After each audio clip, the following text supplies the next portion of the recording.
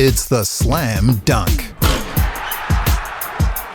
So it's been a few days since we got the disastrous news that Discovery is shutting down an entire news service, the newsroom, Newshub. The website, the 6pm news, the late news and all the news programs. AM show gone, 7pm Ryan gone, Paddy G. And it's no longer just Paddy that's got issues, it's the entire media industry in this country. Big issues, really serious problems. And really serious, when I say this, that this announcement should be the catalyst for a seismic shift in the conversation on how we fund and deliver news in New Zealand. Because of our size, the government has to be at the table. Simple as that. They've got to be part of this conversation. Without them, it doesn't exist. Sadly, the PM and his broadcasting minister, Melissa Lee, have shown us that they don't get it.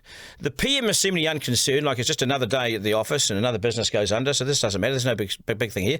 There's always tomorrow. Have a listen to them. Blah, blah, blah, blah, blah, blah. Now, I'm sorry, this is bias, but we need more voices, not fewer. And this leaves the country with just one TV news channel, the state-funded TVNZ. Sure, there's Māori TV, and I'll get to the funding around that shortly.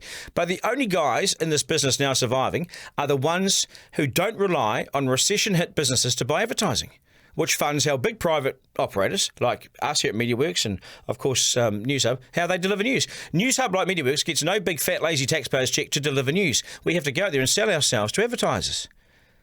So we don't get the big check, no way. We have to go and fund it ourselves by getting people to buy advertising and keep doing it. And when advertising dries up or is spent largely on social media and online, then the huge TV newsroom, with so much baseline fixed costs, fast loses money, like $35 million a year. And they've lost that each and every year for 3 years. Discovery has simply not been able to make Newshub work. And frankly, it was like that when they bought it.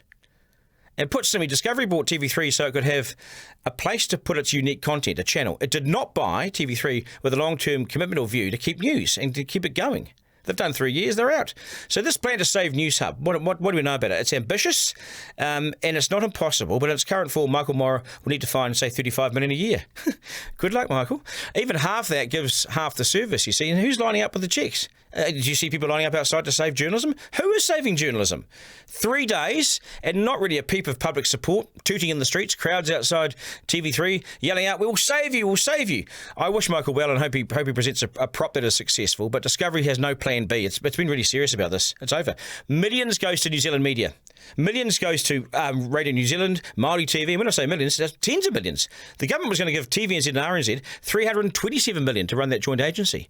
That's how much they were going to get. Journalism is expensive, and despite the millions thrown at it in New Zealand, it doesn't go into the pockets of the private media. We must stand on our own 2 feet, and it's really, really difficult. And now the game's changed, significantly changed, and we no longer can. Sink or swim, and we've sunk. And who is there to say, no, we will refloat you? Well, I think we need a huge national roundtable conversation on this, like some decision makers in the room. But who wants it? Probably just us. The funders and the broadcasters, they're missing in action. They're simply not there. And we look like we're toast.